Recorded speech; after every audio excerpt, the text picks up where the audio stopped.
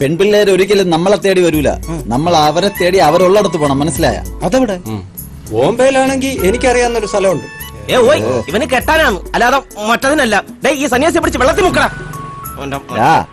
എവിടെയാണോ കൂടുതൽ പെൺപിള്ളേരുള്ളത് അവിടെ പോണം, മനസ്സിലായില്ലേ? അതായത് വുമൻസ് കോളേജ്, ഉത്സവ പറമ്പുകള്, പിന്നെ കുളിക്കടവ്, റേഷൻ കട, കുടുംബശ്രീ യൂണിറ്റ്, അങ്ങനെ എവിടെയൊക്കെ. ഈ നരച്ച കൊല്ലേ കൈവാക്കി അങ്ങോട്ട് കൂടെ പോകാൻ പറഞ്ഞ പോവും.